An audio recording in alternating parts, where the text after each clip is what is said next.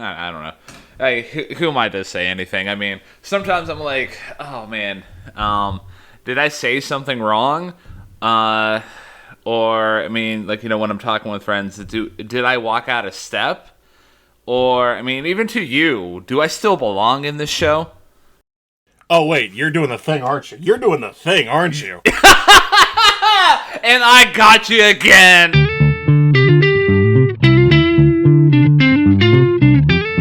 And welcome back, everybody, to the best music podcast on this side of the Mississippi, hosted by two dashingly good-looking men who share the same middle name. I'm the one, the only, the forever surprisingly changing up his game, Ryan James Kearns. And I'm the one, the only, I don't even know what you want to call it at this point, Matthew James Durzik. And this podcast is called Hey, Listen to This. And if this is the very first time that you're listening to this show, first of all, on behalf of me and Matt here, welcome. We have fun here. The way that we have fun is that every week, me and Matt, we just take turns picking albums that we're gonna dissect, track by track. It could be for various reasons why we pick the albums, and our feelings on tracks could be as simple as like, hey, this really doesn't do anything for me, or hey, this is an abomination to my ears, or maybe this is going to be the best thing that makes me believe in everything again. So, that being said, last week, Matt, what did we do again? Last week we covered 30 by Adele, and we had some differing opinions about that album, but that's okay. And this week, it was your turn to pick, and we decided to go back to the rock realm, particularly with a band from the state of Washington. Yeah, so the album that we're covering this week is the brand new album by the one, the only, Pearl Jam, called Dark Matter. And the reason why I threw this up for contention is that, I was listening to the Bandsplain episode on Pearl Jam. I spent about I think it was close to 10 hours learning about them. I mean, I'm not a Pearl Jam aficionado at this rate, let's be real, because it's going to be very hard for me to retain 10 hours of information like that. But, I kind of came across with a new appreciation for the band. And on top of that, there is a YouTuber that I follow by the name of ARTV. He gave a very positive rating for this album. So I was just like, oh, okay, well, it was already on my, hey, check this out kind of to-do list in terms of albums that I have on Spotify. But I figured, this is an excellent platform for both me and Matt to discuss this. It's a little weird that this is Matt's first Pearl Jam album to dissect, because traditionally people start with their first album, 10, but sometimes you gotta just throw somebody into the deep end of an aging pool and just see how it turns out. I like that, the deep end of an aging pool, because again, this finds Pearl Jam, I want to say, this is now 33 years after 10 that we're talking about for this album. Yeah, and the interesting thing about Pearl Jam's career,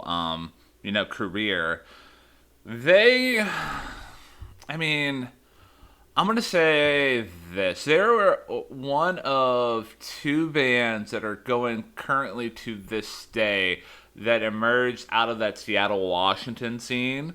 When I mean going today, I'm actively touring and putting out records that have gained a cult following and a huge huge successes. And I think most of that has there's been some quality albums in the back half of their career so far, but to my understanding, their big draw is their ability to put on a great show.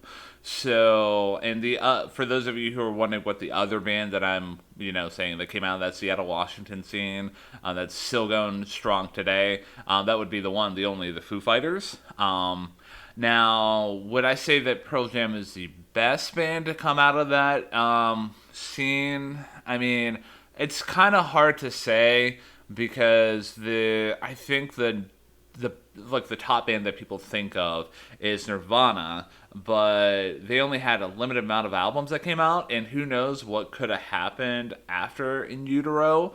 And I mean, unfortunately, due to Kurt Cobain's tragic, passing, way too young, you will never know that. But I mean, like on the flip side, I mean, we have a member of Nirvana doing a different group right now with Foo Fighters, and they made their own path of their own. So, I mean, who's to say what the best band that came out of Seattle was? But here we are talking about Pearls That Jam.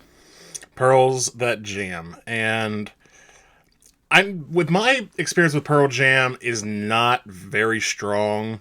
It's pretty much limited to the very basic of basic human being type of understanding of them, which is basically their typical radio hits like Daughter or even Flow or Jeremy.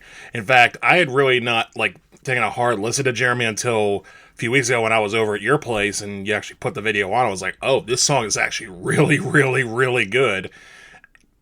And so, it kind of put that itch in the back of my mind that, ooh, I should probably actually listen to 10 for a change. Which I had yet to do, but still have that little bit of an itch in the back of my mind. But aside from that, I know a little bit about their mid-90s where they decided, to go at war with Ticketmaster. They released Vitology, which had songs like Bugs, which were just the weirdest thing you'd ever imagine. And then they pretty much spent the better part of the last 2 decades just being sort of the elder standards of rock, while trends fade in and out of the overall consciousness. So that brings us to 2024. So, you ready to get at her? Let's get at her. All right, so the opening track is Scared of Fear. And I'll kick the discussion off with this track here. So, this track opens up with this nice spacey atmosphere, and then I think it's a nice touch that you hear everything start to kick off with that cracking of pool balls, billiards. I don't know what the proper terminology for it, but breaking open a pool game, for lack of a better term. And then from there, you get a nice guitar riff that is super clean, and it's decent enough, and the band does a good job laying down a groove. And with this track here, I think it's one of the better ones off the album. It's not in my top 3, but overall, I feel like this is a standard good rock track. The lyrics here, in the first verse, Eddie's singing about not sure if he still belongs, and I mean, I feel like that pays off well considering the age of the band and 33 years into their career. And I feel like the chorus has a very nice groove to it, and the lyrics there are about a relationship where it used to be nice, but now it's damaging, which again could still play into the fact of discussing the band dynamics. But yeah, I think overall the way I walked away from this track is that this is what we're probably gonna get for the majority of the album from Pearl Jam. And the guitar solo and the guitar work by Mike McCready here is super tight. I absolutely love it. This might be blasphemy considering that we covered Inge Malmstrom, but I feel like that's been his work, Mike McCready's work in this whole album is probably the best guitar work. Yeah, I'm gonna land on that. It's my favorite guitar work that we've ever discussed so far. So. I'm pretty much with you on the majority of what you're saying. I do agree this is a solid opener. I think Eddie Vedder's vocals on this track, I mean, granted, it's, like we said, been 33 years since 10, but his voice still sounds quite good. The guitar work from McCready, like you say, sounds really good. I do like that solo a lot. This was not in my top 3 either. We'll get there. My only concern about this track particularly is that the lyrics, I do agree with you that they sort of get the point across of what they're trying to say, but I do think at the same time they seem a little on the haphazard side, and there's a little bit of clunky phrasing throughout the track.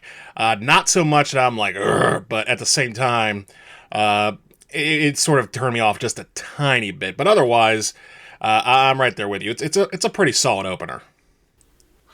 Yeah, I mean, I can get what you're saying about like the lyrics because like, like I was really trying to focus in on them and be like, okay, so what is going on? And like, different kind of themes that we're going to discuss in the later portion of the album, like thematically and lyrically, an album does not need to be like, coherent from the opening track to the closing track, but there's several points throughout this whole album that you can kind of take almost like a dual meaning, and it's not like a dual meaning that the listener needs to take away from it. Like it's kind of not clear what at points Eddie Vedder is really trying to dig at. It could be a relationship with the band, or it could be a relationship with his ex-wife. Who knows? But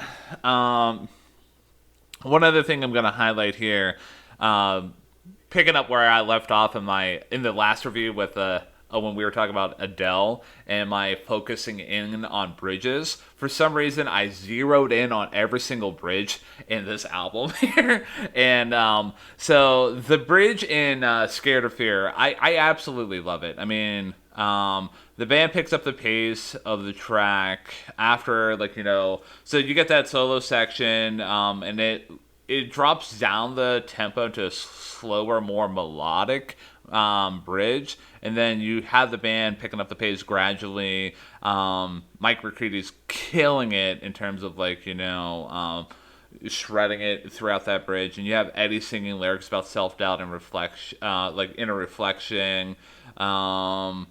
And you also get him talk about being one last setting sun, which is going to pay off in the very last track called "Setting Sun." More on that later. But yeah, I mean the payoff for the bridge to the last chorus lands well. The bridge itself is a great section. Does it elevate the feeling of the last chorus? I mean, it does its job. It's not one of my favorite bridges off the album though. So very well, very well. So you ready to move on to React Respond? Yes, and I'm gonna let you lead this one off here. Okay. React Respond, another one of a bit of a driver sonically. And honestly, I'm just going to come out and say it. This is my second least favorite track on the album because, once again, the lyrics, I think, sink this song a lot. I think they're very pedestrian. I think these are the kind of lyrics that seem very first draft to me. Like when he's rhyming incandescence with essence, I'm like, come on, man. You've been at this for 30 some years. This is the best you can come up with. And I understand that as sort of, the standard bearers of rock, there, sometimes you don't have to be a Bob Dylan or a Jim Morrison or, a Fiona Apple and just weave these long elongated tales of, prose that somehow would be more suited for a book. Sometimes you could just rock out and, be very simple. But honestly, too, the only part of this song I really liked was the outro. I thought the outro really kicked things into overdrive. But again, the lyrics sink it. I didn't really think Eddie's vocals saved it. And the band itself, it sounds fine, but it doesn't quite sound like... It sounds too polished to be Pearl Jam, if that makes any sense. Old school Pearl Jam had a bit of an edge to them, sort of a bit of an unpolished varnish to them. Whereas this just this feels like it could have been any other band, and that they just sort of processed everything to the point where it had to be, perfect for the ears. And even there, they kind of screwed up, but we will get to that later.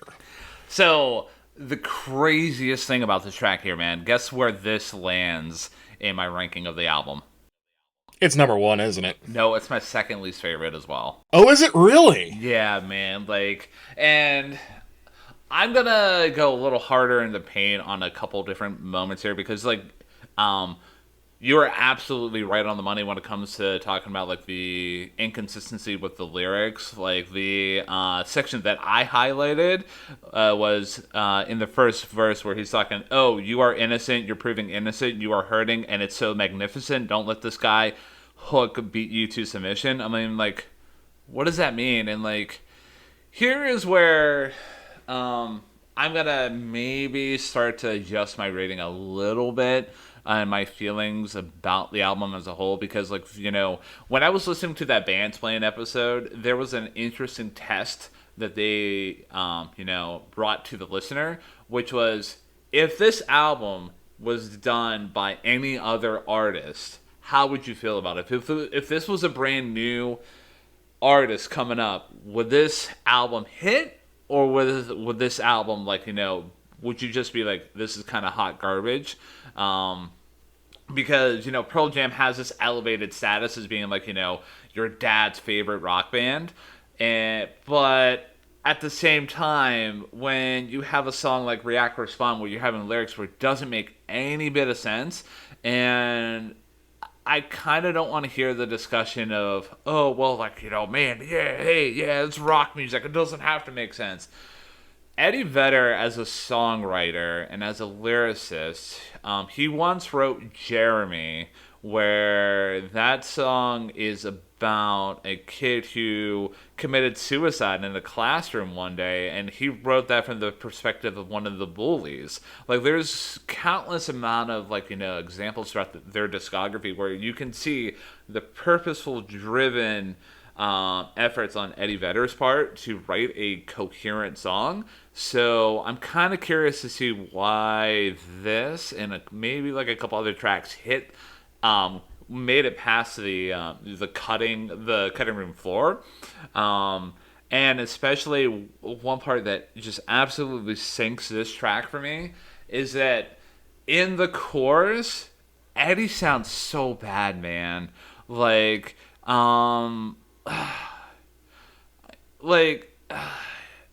I will be honest with you, so my least favorite vocals that we've talked about so far in the history of our show is Bruce Springsteen. I'd rather listen to Bruce Springsteen 100 times over than listen to Eddie Vedder in this song, because it just he sounds so bad, so out of key, and so without a purpose, that he's just kind of phoning in the performance. I don't know, man. This track hurts, man. If this track hurts that much, I am very curious to see what you're going to say about your least favorite track on the album. But I'm right there with you. This again, and I'm glad you brought up the prospect of this being, if this had been done by any other band, you would just be like, who are these guys? What the hell are they doing? But it is Pearl Jam, and that kind of makes it worse, honestly. And not only that, and I don't necessarily, try to be super PC or anything, because obviously artistic visions are very different based on, what you're talking about. But there is kind of a creepy factor to these lyrics too, particularly the ones you highlighted where he's, talking about, how your loss of innocence is so magnificent or whatever he was saying. It's just ugh, And again, I get male rock is male rock, and male rock does what male rock does, but this just doesn't. It's not a good track. Let's just leave it at that. Yeah, I mean, the other portions of the track that you highlighted though is the outro. I absolutely agree with you. It's the best portion of the track. Whenever you were discussing your feelings about the track as a whole, I was just dude, I'm right there with you. I don't know if it's because this is what, like, somebody should be walking away from feeling about this track, or we've done this show for, 36 episodes now, that we basically kind of, like, I don't want to say we kind of can get into like groupthink, because like in our last episode, 30 by Adele, first of all, if you've not listened to that episode, go check that out if you want to hear us talk about like the latest album from Adele. But like we kind of have different opinions on that album review there. But no, like getting back to this track, yeah, it kind of sucks. And the band does too little, like doesn't do enough to carry the momentum. And for me, like I'm a big, like, if the lyrics are kind of like haphazard, I can maybe forgive that. But when you have the chorus where Eddie sounds like he's gargling salt, like I like, for me, like I'm a big kind of Sonics guy. If you do not land that, if there's moments where like it just hurts my ears, you're gonna instantly just lose me throughout the whole track. I don't care what you do with the rest of it. So we could put that track to bed now. So the next track is Wreckage, and oh my goodness, thank goodness for this track here, because we like when I was listening through on this album, I was thinking, okay, so we got Scared of Fear, React, Respond. I'm like, okay, when are we gonna get to the other side of Pearl Jam, where like that isn't like straight like hey, we gave birth to like Nickelback and Creed, like the modern day butt rock scene. But in like with this track here, we get a different change of pace, and I kind of like it a lot. It's not in my top three. I'll say that right out of the gate, but it just has nice dialed back vibes, especially that kind of give a more singer songwriter approach to it. In the first verse, Eddie is sounding so much better than the last two tracks. Like, he didn't even really sound that good in Scared of Fear, if I could be honest with you. And he's singing great lines about how this person that he's talking about is the sun behind the clouds, and how he needs the light from that sun because the storms are drowning out his yesterdays. And like with that in mind, you think about how we discussed React, Respond, and how like he paints this lovely metaphor of this person being the sun, and you can see that when Eddie's focused, he can write a beautiful set of lyrics, man. He really can, and I'm right there with you. That I really like this track a lot. It actually is in my top three at number three. And on the first listen, I thought this is like the first real, actual good song on this album. The lyrics are much better. Occasionally, there's still a couple of moments where I'm like, when he talks about chains made by DNA refusing to whatever, like that kind of was like, but aside from that, like this just feels like a good Pearl Jam song. The harmonies work well. Vedder's vocals sound a lot better. It definitely has a lot of like Daughter E vibes. Has a solid like mid-90s rock feel. If this were on like a local radio station and you heard this, it's like, oh yeah, that's Pearl Jam. I like this. I like this. It's Pearl Jam. And the production's a lot better. The only other nitpick I really have, and it's not even that much of a nitpick, it's just that the outro is a little repetitive, but it's a solid outro. It's not as good as React Respond's outro, ironically enough. But yeah, again, I really did like the song, and I agree with you that it is a breath of fresh air compared to what this album was at the start. Yeah, and like, I would maybe disagree with you about that outro a little bit, and it's mainly because like the bridge and this track here does an excellent job building up the song to hit that last chorus with a new emotional plane. And I'm gonna back up a little bit to discuss this song a little bit more. I like throughout this track here, you get those repetition of the lyrics that "Visit by Thoughts." Like I felt that was a very nice touch. A nitpick that I do have here, though, in this track is the chorus. I feel like it's a little bit of a letdown, to be honest with you. It doesn't really pop. It doesn't really bring anything new to the table. It's just kind of like, it's kind of like a baked potato. Like, it needs a little something to, like, take it over the edge. But, like, it's in the verses where Eddie's cooking the best. Like, I like it. I liked in the second verse where Eddie's singing about, looking through the wreckage of his relationship, and I really love, like, the vivid lyrics about him talking, digging through the ashes, and, like, charcoal in the faces of burnt up photographs. I feel like that felt like that was a very nice touch. Overall, though, like, it.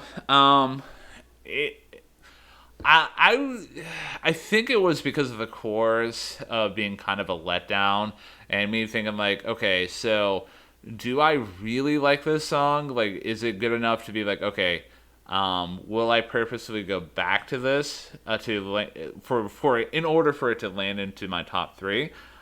And honestly, I had to be on. Like, I'm gonna be honest. I'm gonna say no because of that chorus. But overall, like, we're starting to see the momentum of the album pick up a little bit. Yeah, and I agree with you that the lyrics do paint a vivid picture of looking through the wreckage of a past relationship. I'd say these are the most consistently thematic lyrics on the album so far. And while I agree that the chorus is a little bit of a downer, I was able to overlook that just because the rest of the song sounded so much better again than the album has been so far. So I was like, okay, fine. You haven't fixed everything, but you fixed enough. I'm willing to give that a pass. Yeah, and again, that might be me overanalyzing, like, that specific section, but, hey, that's my honest thoughts about the album. If I can rip, like, other artists for, like, being kind of like meh, like, if this is a chorus from, the album that I'm currently listening to, and if I'm like meh, I'm gonna be like meh. Yeah. Plus, it's a podcast, and overanalyzing is what we do here.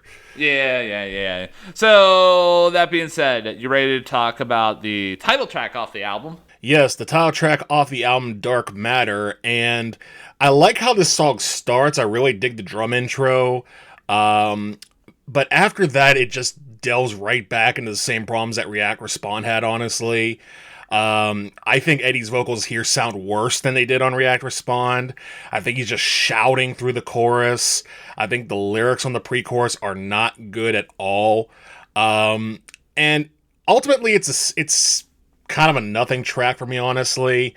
I think the band sounds generic. I think they sound mechanical. Again, they kind of go back to that same sort of standard polish, over polish that they had at the start of the album, more so in React Respond than Scared of Fear. And again, there's parts of it I like. Like I said, I like the drums. I think the guitar work on here is solid too.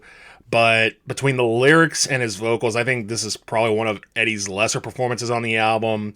I said in my notes that he's going full Jim Morrison by talking about how things are strange these days. Like, oh, well, I wonder what you're referencing there, Eddie. Like, come on. You're not fooling anybody with that reference.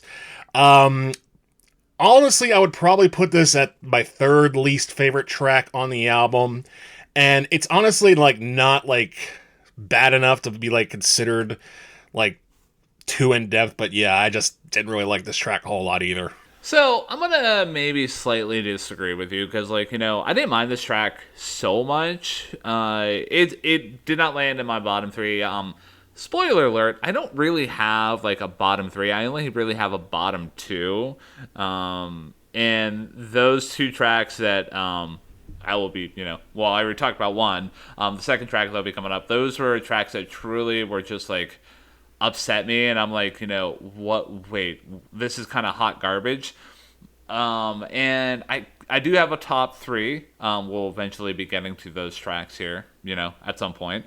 But no, with this track here, like, I kind of think so. Comparing this to React and Respond and Scared of Fear, I would put this probably, on the top. If I were to be ranking those three songs, I would put Dark Matter on top of those other two songs.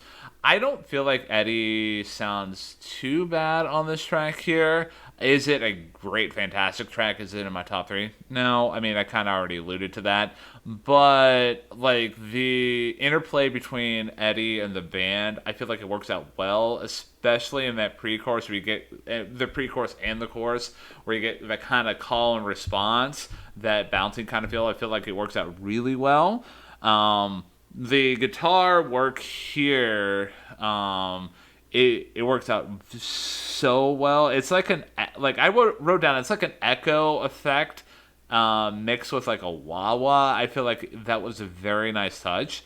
I absolutely love the chorus off this album. It's the best one so far. And like the subject material, I feel like and this is playing off the fact of me learning more about Pearl Jam as a whole. Eddie does his best work when he's angry about something, and I feel like this track here, talking about like dark matter and stealing light from our eyes, taking the blood from my heart. We're all in this dark matter. Take the breaths from my chest. Take the thoughts from my head, and oh hey, why do we all have to pay for someone else's mistake? I feel like this could either be, a comment on modern day politics with, I don't know, like climate change, or just not even try to get on a pedestal, but how we recently had Roe versus Wade overturned, how it's just I feel like this is Eddie being his most angry. Does it do enough to carry it into my top three? No, but I don't mind the track as a whole. I mean, I will give you that the chorus lyrics are pretty good, and I know I joked about him saying it's strange these days, but I will say the whole idea of somebody else taking the fall for somebody else's mistake is a pretty good sentiment. And I do at least agree with you, at least, that the vibe overall is very much in that vein of angry and political. I just wish it would have been a bit more refined in that regard as far as it being lyrical, because it feels, again, I know what you're talking about on that pre-chorus. It's sounding good, but the lyrics of denounce the demagogues, that just kind of rubbed me the all kinds of wrong ways.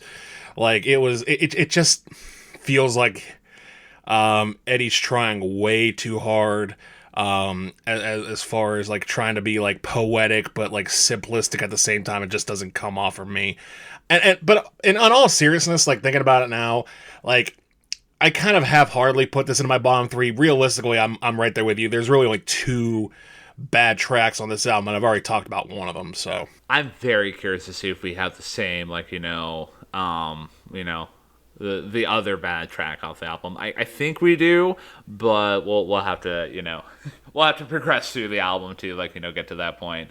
One other thing about this track here before we get into Won't Tell, when we're talking about the bridge, grading in terms of a track here. I wrote down that the way that the track builds from a decent bridge into a brief but great guitar solo into that last chorus is a fantastic example of great songwriting. I think it was thanks to that moment that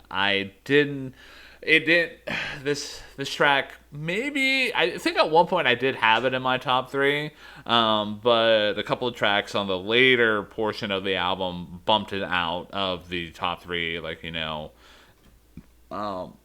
right out of the gate. So I would put it squarely in the top half of the album, maybe 4 or 5. that's fair. I can respect that. So the next track is called Won't Tell. And we get this is an interesting song. In terms of the most nothing burger, maybe not a nothing burger, but the least standouty kind of song. I feel like this might be up there. I don't mind it. The way that the track begins with those decent guitar effects that almost sound I don't want to say like a poppy kind of thing, but it's like a standard rock instrumentation groove. I feel like that's a very nice way to start out the track. The first verse has Eddie singing about this woman who picks up a book and ends the verse with wondering if he should say his question or not. The chorus here is very nice. I like the play on words from chains in my heart to change in my heart. It lands well on the ears, especially when he's saying, "Can you hear? Can you feel?" Like, I feel like that's a very nice touch. I will say though, like, I did notate that Eddie does sound a little bit flat in moments on this track, and in the second verse, you kind of get more of a picture of what this book is. And it, like, I understood this book to be like, sheet music, and like, they were gonna play a song together. Overall, like, it's a decent track. It probably would land, if I had to be real with you, in the bottom half of the album. It's not the other bad song on the album for me. We'll get to that track here relatively soon. But, this track is what it is. Well, it is what it is, but it may stun you to believe it's actually my favorite track on the album. Oh, okay. Tell me more. So, the idea, you're talking about the lyrics of him being in the library, checking out this woman who's reading this book. And I'm maybe I'm a sucker for this, but I can just feel the tension between him and her being very strong and very vivid on this track. You talk about the intro to the track. The song I thought of immediately was Yellow by Coldplay. Very much a heavy, like, power chord, straightforward power ballad type of feel. I honestly think Eddie sounds quite good on this track, and I kind of understand in the section where he sounds a little flat, but honestly I think based on the production and the earnestness of the lyrics, I think he, sort of that could be overlooked a little bit. I think that the lyrics are very much in the same sense. I compared it to The Doors earlier, but I think it's in a better way this time. I'm thinking of songs like The Crystal Ship, or maybe something like You Can't Always Get What You Want by the Rolling Stones. I think they do a very good job of painting this picture of, romance on the edge and wondering if you're going to be able to, tell this person what you really want to say. So, I mean, honestly, and granted, maybe it's a recency bias based on the 3 out of the 4 tracks beforehand not being that great, but this one just knocked me out, and I put it right at number 1. I could definitely get behind that. I would think as a whole, though, the sequencing on this album, a little bit of a spoiler alert, I feel like it's more like it's the inverse of Hot Fuss by the Killers, where that album was extremely front-loaded. I feel like this album here is extremely back-loaded. Like as the album progresses and we get into a couple of the other tracks, like we start to see some really great songs in my humble opinion. Yeah, I could dig the fact that this is your favorite track. It's a good track. I just feel like maybe at some points it could be a little bit run of the mill, but I really dig the comparison to like Yellow by Coldplay and the overall feel. So yeah, overall, decent track, man. Yeah, I and I can understand your viewpoint of it being just kind of an ordinary track because, for it's not for everybody, but for me it just clicked. Okay, so the next track is called Upper Hand, and I'm going to let you lead this one off. So Upper Hand goes in a completely different direction, really, because right now, so far on this album, we've had 3 sort of angsty rockers, which haven't worked, and 2 more down-to-earth sort of power ballads that did work. Here we get more of a hard rock track, but it almost sounds a little prog rockish to me. I really, really like the intro to this track with the keyboard work and the crescendo in. I think the lyrics on the chorus are very, very good. And again, it builds for, I want to say, maybe like a minute and a half before the track even gets started. And it has this sort of like deep, like sort of like Black Keys-ish type groove going on throughout the track. It's very spacey, and the outro is fantastic. I think the overall album work here, or, excuse me, the overall groove on this track is great. McCready's guitar sounds good.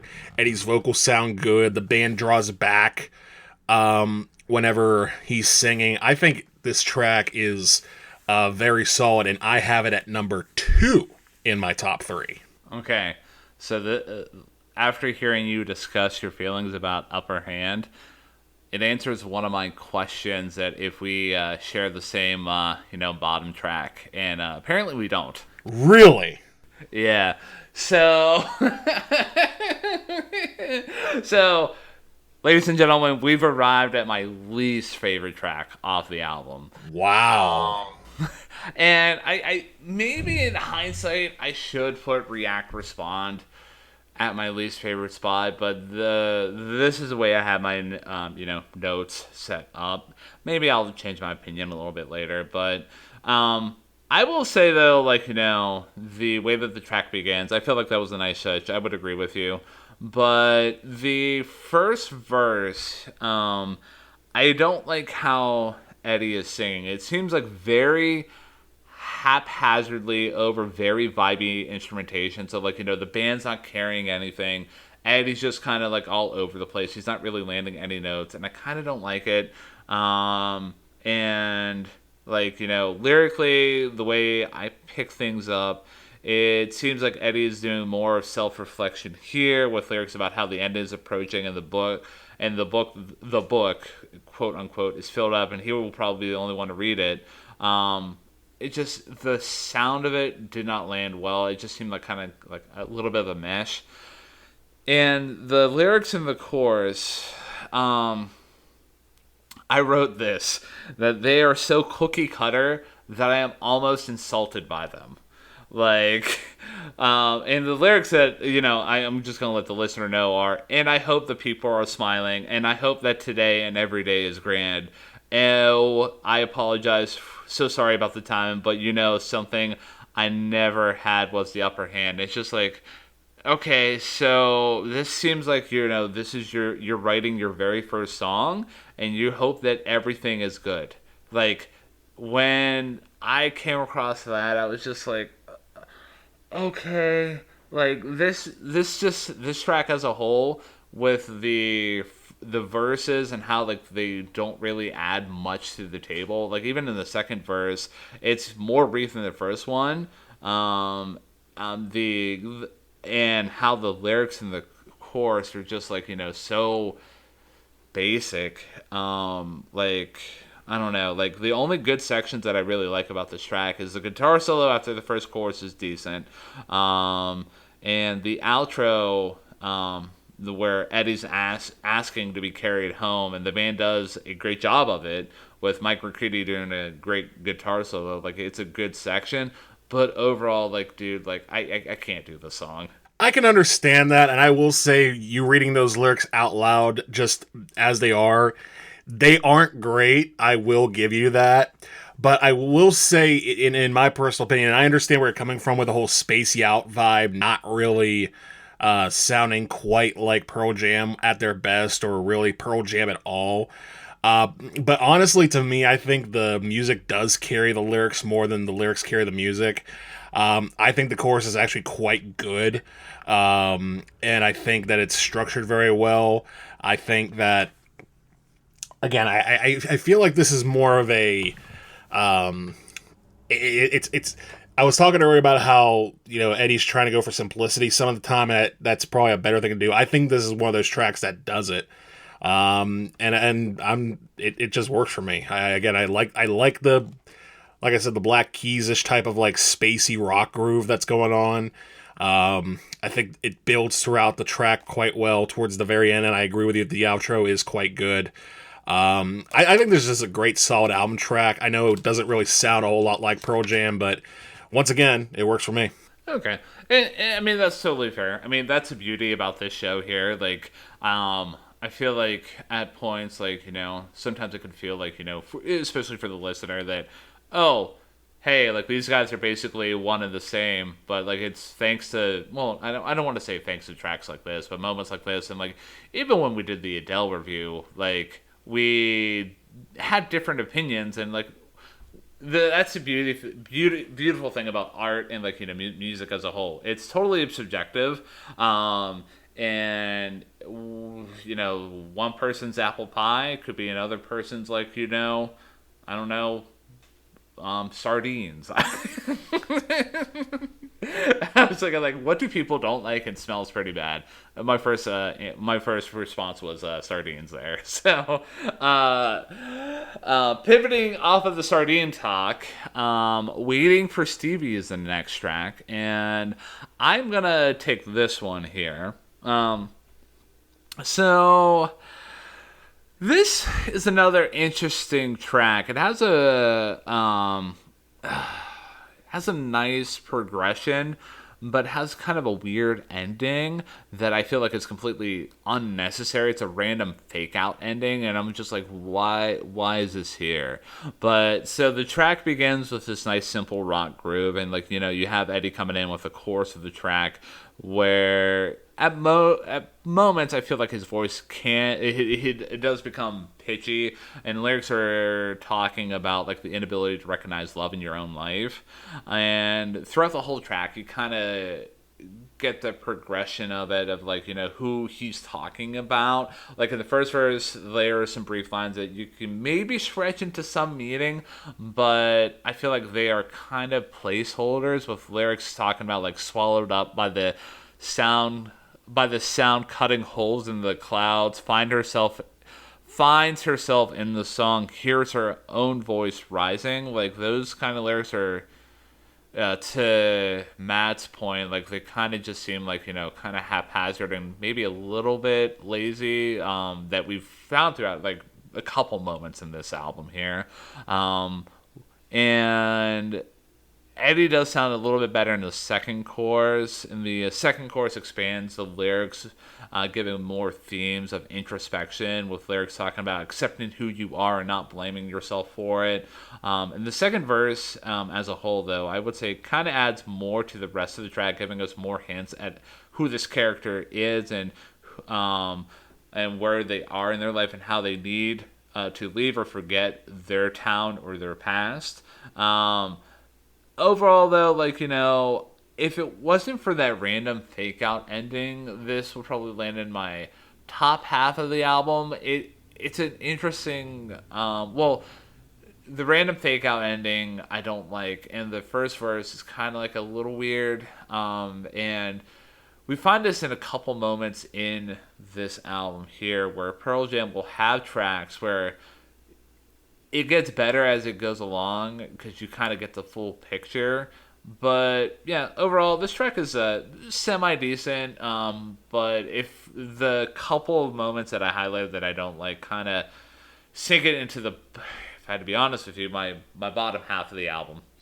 I would probably say this is in my top half of the album still, although I do wholeheartedly agree with you that the outro does suck. It's really about the most nothing burger that there probably is throughout the entire album. You're just sitting there thinking, why does this exist? Because it doesn't really carry any momentum or provide any sort of information to whatever the song was. But aside from that, I think the guitars sound great. I think Mike McCready does a great job of sort of diving back into that traditional mid-90s alternative sound, or the Pearl Jam sound, if you will. I think Eddie sounds fine on this track, although I think that the mixing of his vocals does him in. I don't necessarily think he sounds flat particularly. I think he sounds more or less fine, but again, it's the mixing that sort of sinks this track, and again, we will get to that later. And the lyrics, I think, are solid. They're not really, again, super standout-ish. I think this is just a decent album track. It's really, if there was, I mean, it's a nothing burger, but it's on the positive side of nothing burger, if that makes any sense. Yeah, and I feel like that's the kind of trouble with this album as a whole. Like, there's a lot of tracks. Like, there, I'm curious to see what your least favorite track is because we're running out of tracks, and I haven't talked about any of my top three, so we might have another debate going on here relatively soon. But like, a lot of the tracks here are kind of like they're kind of there, and they're your kind of standard rock tracks. There's moments that you can nitpick, but overall, they're not bad tracks, which is gonna maybe affect my rating a little bit. I'll have to do some introspection of that when we get to the end of the review here. But another moment that I'm going to highlight off of this here that I didn't mention I want to shout out is that the solo by Mike McCready and how Matt Cameron on drums, how they play off of each other, works out so well. It's one of my favorite solos and moments instrumentally off the album. But yeah, overall, I don't know. Maybe this could approach maybe just kind of it's right in the middle for me. I think I'm gonna Jimmy Eat World this track here and put it right in the middle. Solid. I was actually just listening to that album earlier today, so that's quite apropos. Yeah. So you ready to talk about the next track? Let's talk about the next track. The next track is called Running. And this song starts quite powerfully. The band packs a lot of heat. There's definitely a lot of a very driving groove going on. And that is where the compliments to this song end, because this is undoubtedly, unquestionably, without any mark of doubt, my least favorite track on the album. These are some of the worst lyrics I think I have ever seen in a rock song, honestly. And I get what Eddie's trying to do. I get what the band is trying to do. But it's almost, it's not even almost, it's cartoonish. The way they're, just shouting random words on the chorus of dictator, controller, Victrola. Like, I have written in my notes, it's like if Slayer covered Don't Stop Believing. Like, straight lights, people, fire hydrant, like come on. Like, you're not a punk band, you never were a punk band. Just stop it. And the angst that Eddie has about, flushing his, relationship down the toilet, I get what he's saying, but this song is just so unbearably ugly and really just it astounds me that they actually released this as a single, because number one, how are you going to play this on radio because of all the language in it? And number two, who wants to listen to this? Thank God, man. Thank God. This is your least favorite track off the album, because this track here does not land. I don't want to say anywhere near my top three, but it's not in my top three. So we don't have to have a big spirited debate. So I'm not nearly as rough on this track as you are. This will probably land, if I had to be completely honest with you, it's in the top half of the album for me. I like one example I'm gonna throw at you here is that I like the lyrics, how they play well together. The one section I'm gonna highlight is in the first verse, where it's got me running, but the race it never ends. Got me running, or else I'm done in. You got me coming. The repetition of running, coming. I feel like it lands well on my ears. And I didn't mind the chorus nearly. Well, I mean, it's not saying much where you were basically like, this is an abomination to my ears, but I didn't mind the chorus nearly as bad as you did. It's not one of my favorite choruses, but I feel like it does pop off pretty well. The shouty nature of it, where Eddie's just singing about being lost and stuck in shit because of this other person, kind of leads into I don't know. It's interesting how I'm trying to piece together what this album's truly about, because there could be a couple different things. Especially with the last couple tracks coming up here soon. Like, I feel like this relationship that this person, like Eddie's been talking about, I feel like it's alluding to the fact that when he got divorced in the early 2000s, he never really got over it. It could have been a really rough divorce. But back to this track here. And in verse 2, I feel like it's a blend of the first one and expanding more on the themes of the track here. I like the inclusion of diving because of how the chorus ends, where he's talking about being stuck in water. I feel like that was a nice play on the words there, and kind of expanding the overall theme of it. The bridge here doesn't really do anything to add to the track, though. It's more of a band interlude than anything. But the screeching guitars at the end, they are very nice. Overall, though, I felt like this was a really fun song. I totally understand, though, your point of view, because you have the shouty nature and, the dictator and, just doing, brief words. It's not for everyone. I feel like it lands nice, though. Maybe I need to do a little bit more introspection of hey, if this was a different kind of band, would I still appreciate it? And I feel like, though, overall, I would still appreciate it, but I don't appreciate it to the point that it cracks my top 3. Yeah, I don't know. To me, it just feels like this track, it just sounds a little... It's everything wrong with this album in a nutshell. The lyrics are pedestrian. The vocals aren't great. I think, again, I think Eddie's singing is okay on this song, but the shouting is just a turn off because it doesn't really add anything. And the band, again, they sound like they got a groove going on, but it doesn't sound like anything that any other, rock band playing in your local area opening up for somebody else couldn't do exactly the same. And I don't know. It definitely just comes off as, we were talking earlier about trying too hard. Like, this just seems like a whole song of that. And the toilet flushing metaphors and just, again, shouting out random nouns, like playing Mad Libs very angrily on the chorus. It just landed right at the bottom for me. So that being said, are you ready to move on? Gladly, yes. All right, so for those of you who are following along with the track, the track listings, you probably figured out that, one, I've not talked about any tracks that have landed in my top 3, but, ladies and gentlemen, there's only 3 tracks left in this album. So each one of the next tracks coming up here, they're in my top 3 because math.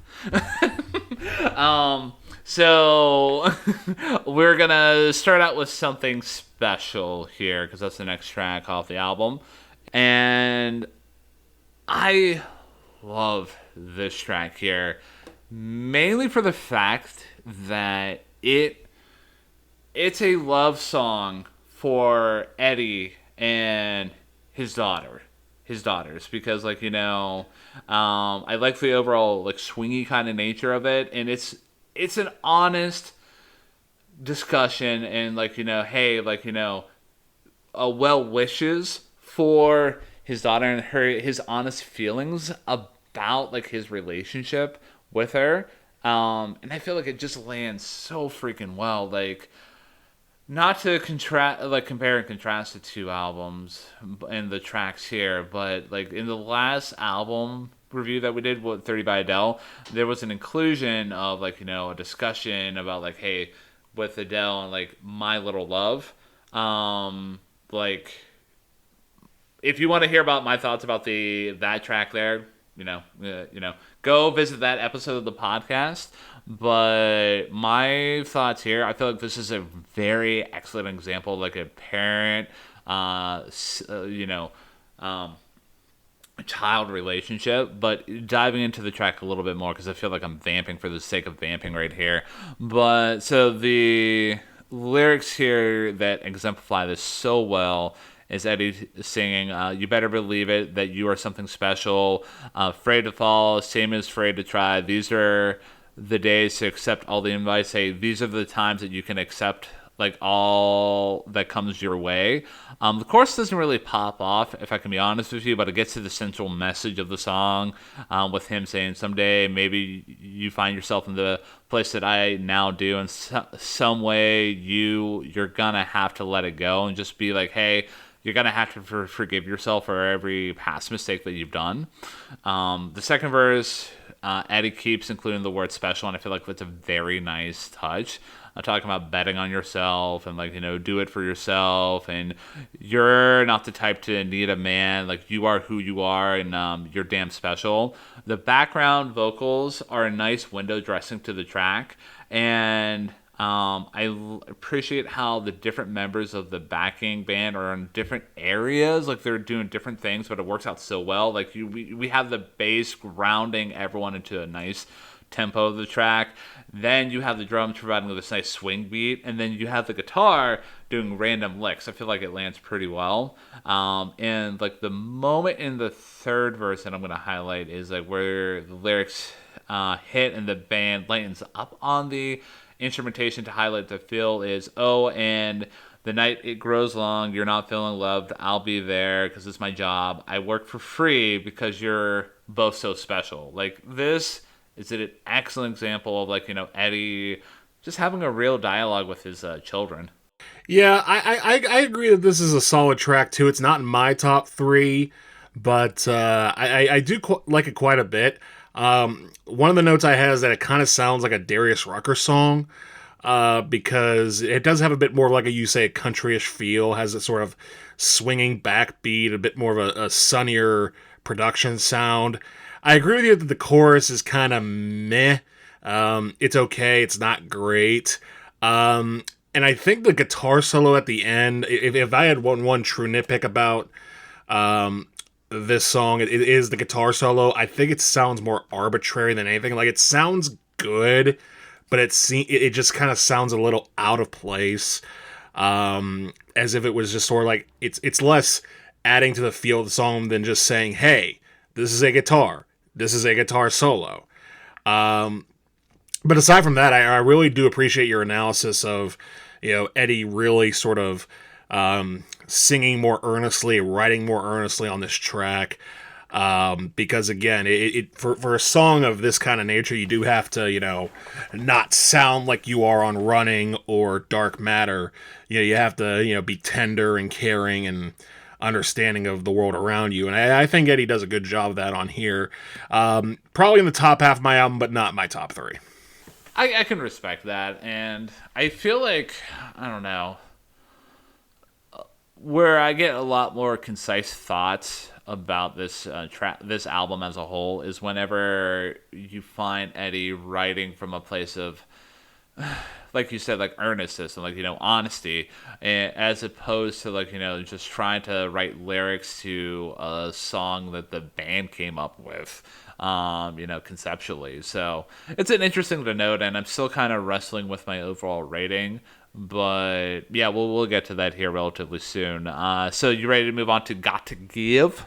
Let's move on to Got to Give. This is the penultimate track on the album, and it's a quite good one too. Again, we talked a lot about how the best songs, or at least I have talked about how some of the best songs on this track sound like vintage 90s adult alternative or vintage 90s Pearl Jam type of sound. This is right up there with that. I think it's one of the more melodic songs on the album. I think the band's vocals sound very good for the most part. And honestly, it probably would have cracked my top three if not for the vocals of Eddie himself, because I think that the mixing on the track and his singing particularly don't quite land as well as it does on Something Special or Won't Tell.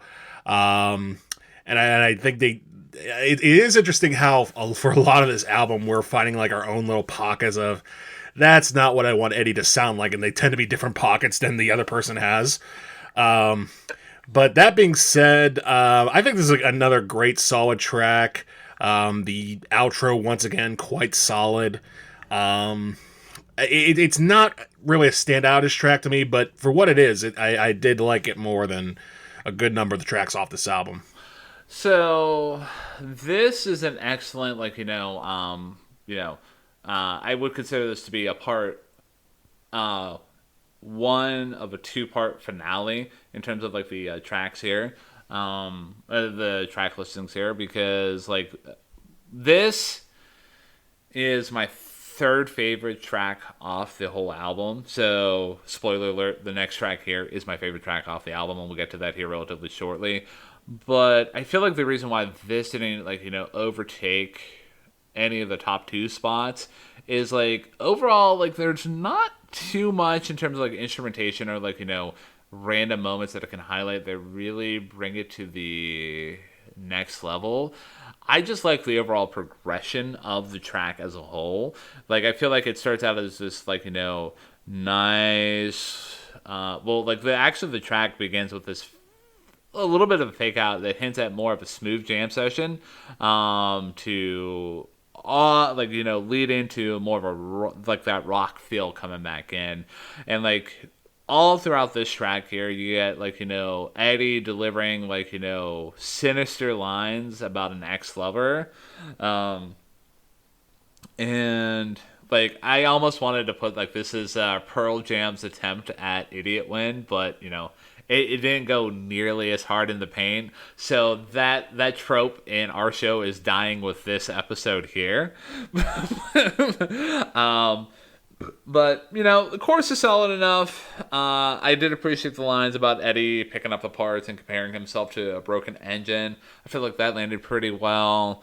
And like in the bridge here, you get a shift in Eddie's thinking where he wants to find common ground and unity with the other person. And that, like, I don't know, like, part of me walked away from the track being like, this could either be about his ex-wife that he is singing about, or his relationship with the band, and maybe like some infighting that we don't know about. So it's kind of hard to really dissect it. I think what really sold me on the track as a whole, like I said at the beginning of my discussion here, is the fact that it progresses so well, and just some of the lyrics are pretty nice. Overall, though, yeah, it's my third favorite track off the album, for the fact of the progression and how it builds. It does, and I gotta give credit to Pearl Jam because a lot of these tracks, like Got to Give, like Waiting for Stevie, and again, me personally, Dark Matter, do a great job of building throughout the entirety of its song. Not going for this full giant day in a life type of, you know, musical moment in history, but just again building to a bigger, better part of itself throughout the entire of its tracks. So, yeah, I dug this track. I dug this track. So, you ready to finish off the album with Setting Sun? Let's finish off the album with Setting Sun and explain why you considered this to be your favorite track off the album. So it wraps up a lot of the themes in the album. Not a lot of well, let me restart. A lot of my favorite themes off the album in a very nice bow. It kind of talks about Pearl Jam as a whole, and then like his relationship with his ex-wife. That I cannot confirm that this song is about that relationship, but I mean you get constant lyrics about the cast was made to reset broken bones, but there's no such thing to fix a love gone wrong. Keep knocking the door because I know someone's there. I wait on the porch hoping someday I'll be let in. And you can really feel the pain and the passion behind the lyrics there. I like how this is the most low key track off the album with the bongo drums and Eddie singing those lines that I literally just mentioned. The chorus has heartbreaking moments, Eddie is in it, this is where I really picked up that the divorce really affected him, and the lyrics I'm gonna highlight. And there's one this moment is fire, in my opinion. The lyrics are: had dreams To You, I Would Belong, Had the Dream, You Would Stay With Me Till Kingdom Come, Turns Out Forever Has Come and Gone. Like, that moment landed so well with me. And like, the whole course ends with, "Am I the only one hanging on?" So he's questioning his, like, is he the only one in this, like, relationship and this love that is still having these kind of feelings? And like, you get more fire lines in the second verse, about this person answered his prayers. Now from his knees he can't get up. The bridge is decent enough, but I really dig the outro with lyrics about kingdom coming and best being, being setting suns or rising suns. And the track in the album ends with lyrics about Eddie pleading, I would say, more for the band in his life to not be a setting sun but be a rising sun, which kind of gives way to maybe like, hey, Pearl Jam, like, this is them maybe pivoting into another stage of their career. But overall, like, this was the most fire track off the album. Is it a perfect track by any means? I'll be honest with you, not really, but this is like, if someone had to say, hey, what is your favorite, what is the best song off the album, I would say Setting Sun, easily 10 times out of 10. Yeah, again, it's not my top three, but it would probably land in the top half of my album. I agree with you that the intro has a lot of like interesting, like Neil Diamond-ish type of vibes with the like you said, the bongos and the sort of soft acoustic guitar. It does have a very 70s like intro, which I dug. And I agree with you wholeheartedly that Eddie's vocal performance on this track is honestly right up there with some of the best he's had on this whole album. I think he gives a very strong performance. And I would agree with you that the chorus does a really good job, but I just cannot get past that first line being so clunky of, "Had dreams to you, I would belong." Like, to me, I just was like, oh, you almost had it. You almost had it. Because I agree, the rest of the chorus is devastatingly good. And the rest of the lyrics on the song are solid. I don't think they're super great, but I think they do a good job of, again, painting the picture. I would probably put this in the top half of my album. And like you said, it's not a perfect track, but I think it's a solid closer, and I would be very intrigued to see if your theory holds true about this going into another version of Pearl Jam moving forward. Yeah. So, we did it, man. We did it. We discovered what dark matter is. Time to call Neil deGrasse Tyson. Yeah. So, I'm going to go first with my overall, ratings and, overall thoughts about the album. So, for me, after even more, self-reflection, I think I'm going to land on a solid number here. And overall, with this album, I feel like it was kind of hard for me to review at points because, yes, there's moments here where I really like what the tracks are bringing to the table. Like the last three tracks, like Setting Sun, Something Special, Got to Give. If it wasn't for those three tracks, we would be talking about a different kind of rating for me as a whole, because the problem that this album has, it has some good run-of-the-mill, good rock tracks, Dark Matter, Running, Scared of Fear, but those they're good, and they don't really add anything new to the discussion at the end of the day. Because, if this album was done by any other, if this was a brand new artist, I would be like, it would be like me checking out the album and be like, am I ever going to go back to this? Probably not really, because it doesn't add anything new to the table.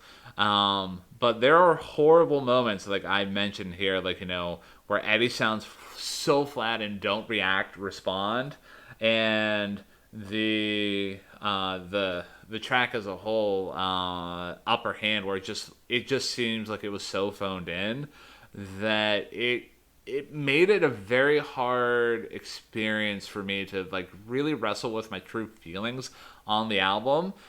But like I said, the last leg of the album did make up a lot of ground for the rest of the album. So I think so.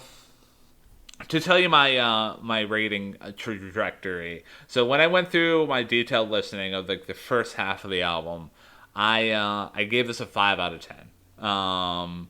And then when I got to the rest of the album, I bumped it up to maybe like a 6. I was flirting with like a 6 or a 7 out of 10. But even out of further reflection, even just thinking about my feelings about the album as a whole, and even me literally just saying, "Hey, yeah, there's good run-of-the-mill tracks here when it comes to like rock as a whole."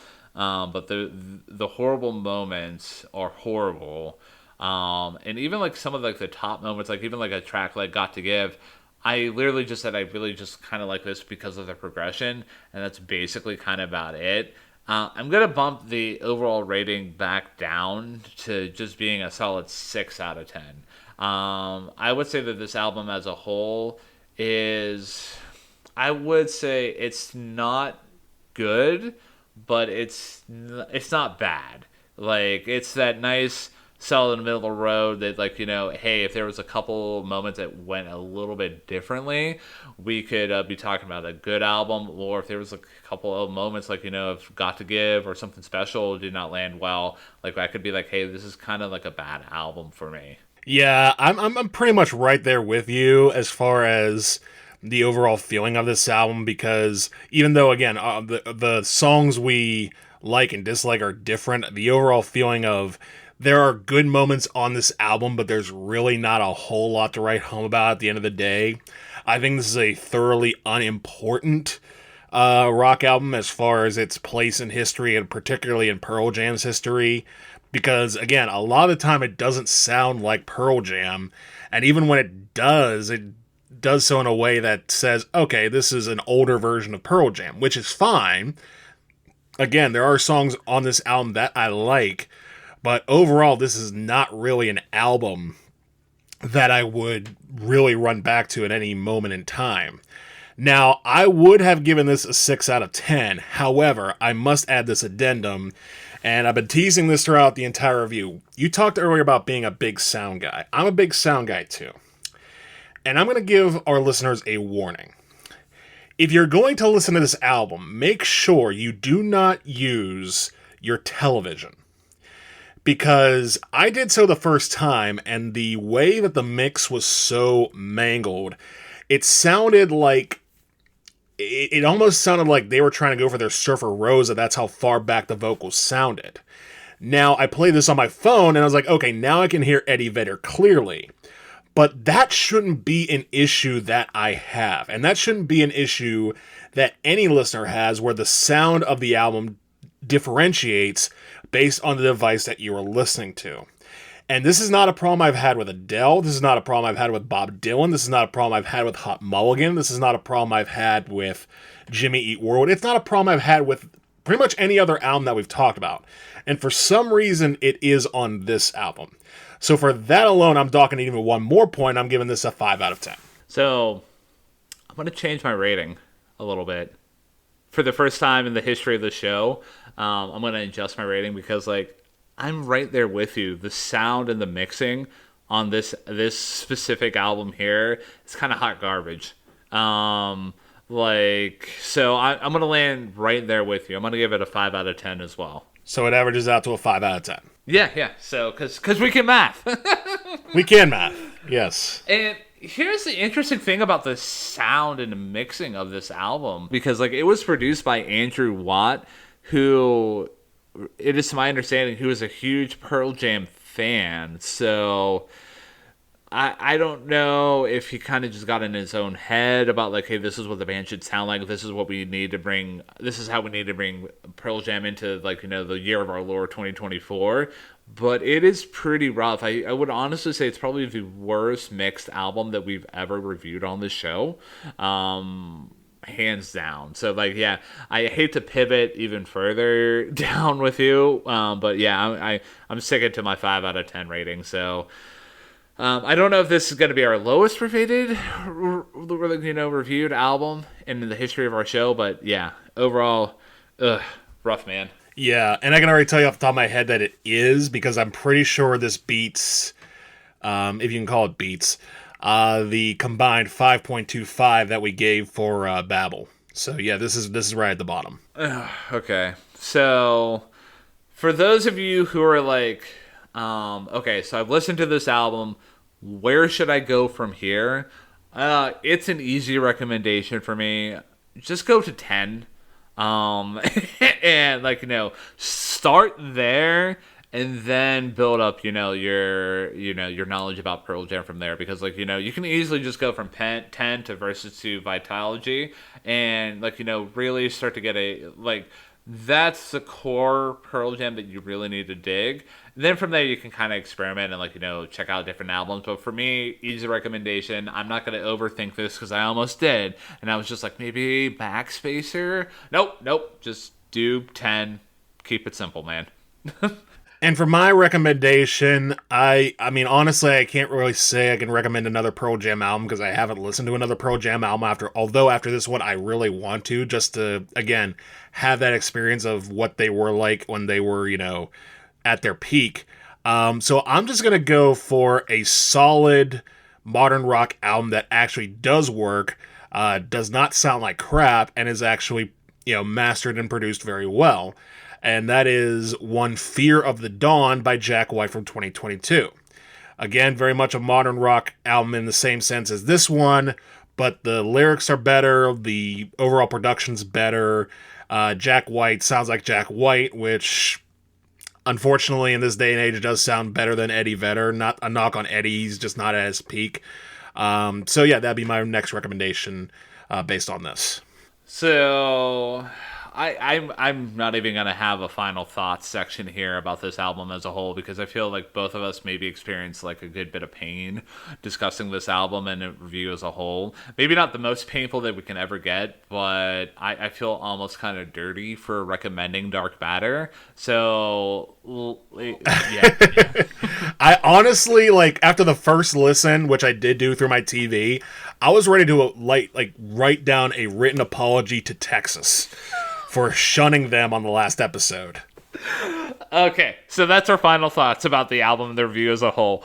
So, that being said, Matthew, it is your turn.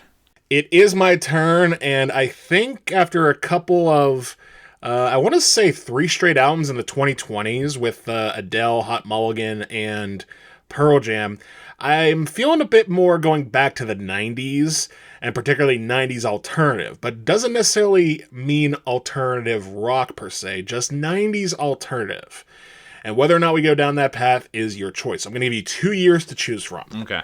Either 1992 or 1998.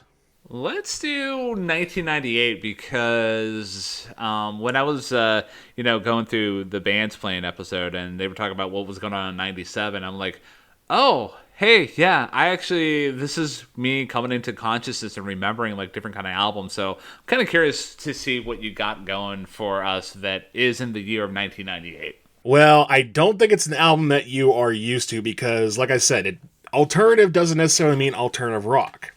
And for this album, we are going to the world of alternative country. We are going to be talking about the 1998 release by Lucinda Williams called Car Wheels on a Gravel Road.